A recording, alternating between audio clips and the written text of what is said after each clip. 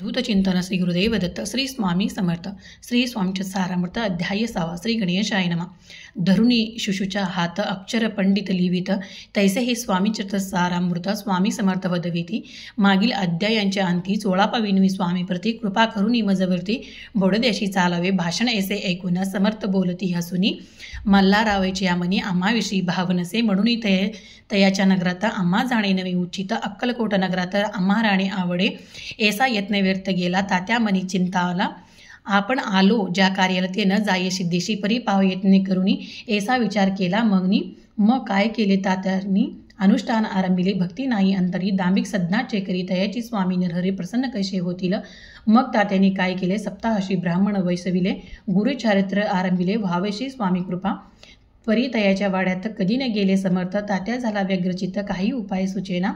आत्ता जाऊनी बडदेशी काय सांगावे राजयाशी आणि सकळ जनाशी तोंड कैसे दाखवावे ऐसे उपाय करून होती स्वामी प्रसन्न। आता एक युक्ती योजना न्यावे पळवून येतीसे असो कोणे एके दिवशी साधूनी योग्य समयाशी मेण्यात घालून स्वामीची तात्या सब निघाले।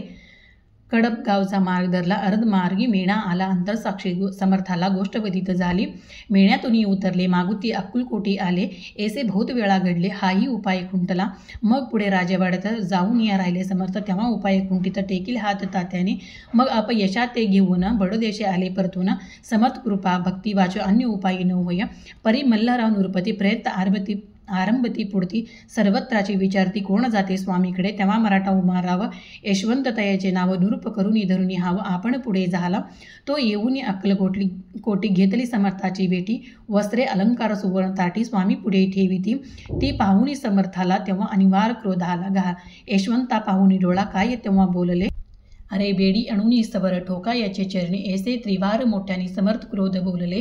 क्रोध मुद्रा पाहुणी यशवंता भ्याला मनी पळाले तोंडाचे पाणी लटालटा कापू लागला।